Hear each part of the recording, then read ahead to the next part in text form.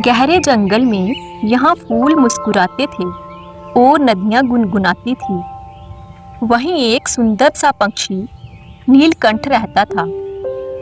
उसकी नीली हरी रंग की चमचमाती पंखों से पूरा जंगल मोहित था।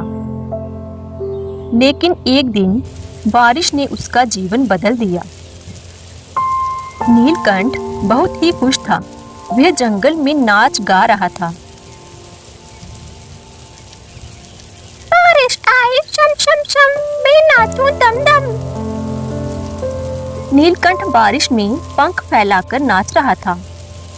पूरा जंगल उसकी सुंदरता देखकर मंत्रमुग्ध था। लेकिन तभी बिजली कड़की और बारी बारी शुरू हो गई। जंगल में पानी बनने लगा और नीलकंठ का ठिकाना पूरी तरह उजड़ गया। ये देखकर नीलकंठ घबरा गया। वह घबराकर बोला, ओहो, मेरा घोंसला सब भीग गया। अब मैं कहाँ जाऊं? नीलकंठ भीगता हुआ एक पेड़ के नीचे सहम कर बैठ गया। तेज बारिश से उसके सुनहरे पंख गीले हो गए। वह कांप रहा था। नीलकंठ ने रोते हुए कहा, हे जंगल के देवता, कोई मेरी मदद करो। वहीं पास में एक पेड़ पर बैठा कौवा और चिड़िया उसकी हालत देख रहे थे। चिड़िया ने कौवे से कहा, कौवे भाई, देखो तो बेचारा नीलकंठ कैसे कांप रहा है। हमें उसकी मदद करनी चाहिए। हाँ मीनू बहन, आज हमें उसकी मदद तो करनी ही होगी। दोनों उठते हुए नीलकंठ के पास आते हैं।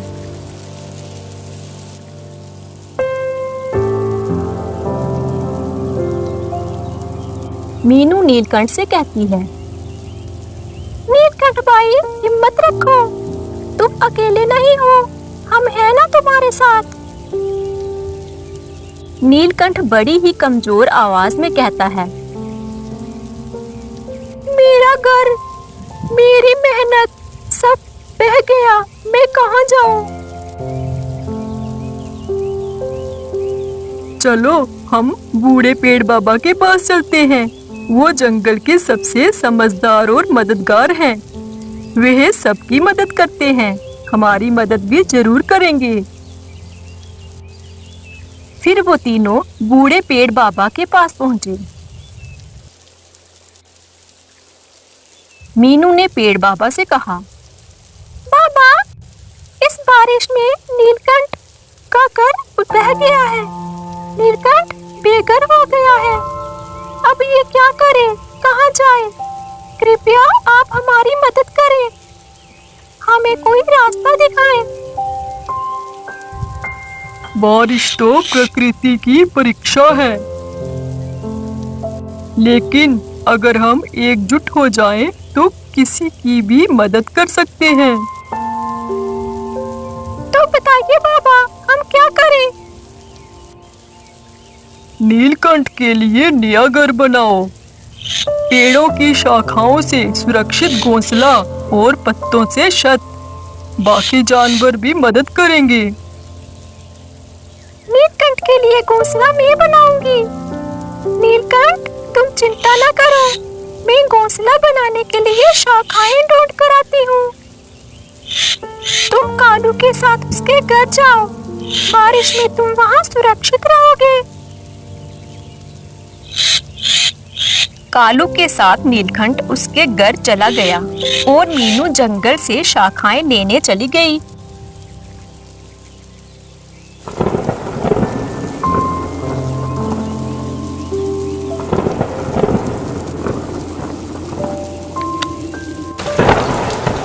मीनू ने जंगल से ढूंढ ढूंढ कर शाखाएं लाई। उसने कुछ पत्ते भी इकट्ठा किए। मैंने घोंसला बनाने के लिए सारा सामान इकट्ठा कर लिया है। अब मैं घोंसला बनाने में लग जाती हूँ। नया घोंसला देखकर नीलकंठ बहुत खुश होगा। फिर मीनू घोंसला बनाने में लग जाती है। वह बिना रुके पूरा दिन मेहनत करती है। एक एक तिनका जोड़कर वह नया घोंसला बना लेती है। नीलकंठ का नया घर तैयार हो गया। शाम भी हो गई है। कल सुबह मैं नीलकंठ को उसका नया घर दिखाऊंगी। अभी मुझे घर चलना चाहिए। फिर मीनू अपने घर की ओर आ जाती है। ऐसे ही अगली सुबह हो जाती है। अब बारिश भी थम गई थी। मीनू कालू के घर जाती है। नीलकंठ भाई, चलो, मैंने तुम्हारे लिए नया घर तैयार किया है। चलो मेरे साथ, मैं तुम्हें तुम्हारा नया घर दिखाती हूँ। फिर वो दोनों मीनू के साथ चले जाते हैं।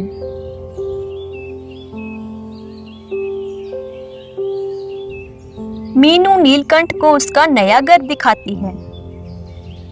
नया घर देखकर नीलकंठ की आंखों में आंसू आ जाते हैं। नीलकंठ ने मीनू से कहा, मैंने कभी सोचा भी नहीं था मीनू कि जंगल में कोई है जो मेरे लिए ये सब करेगा। नीलकंठ भैया, ये तो जंगल की असली सुंदरता है, एकता और मदद। उनकी बातें सुनकर कालू कौवे ने मुस्कुराते हुए कहा, अगर जंगल के सभी प्राणी मिलकर रहें तो हम बड़ी से बड़ी मुसीबत का सामना कर सकते हैं। नीलकंठ अब जंगल के पक्षियों का रक्षक बन चुका था। जो भी मुसीबत में होता, नीलकंठ, चिड़िया और कौवा सबसे पहले उसकी मदद को पहुंचते। एकता में ही शक्ति है। चाहे बारिश हो या आंधी, अगर हम साथ हैं तो कोई भी तूफान हमें नहीं हिला सकता। इस कहानी से हमें यही सीख मिलती है, दोस्ती और एकता से बड़ी कोई ताकत नहीं। संकट में मदद करना ही सच्ची अच्छाई है।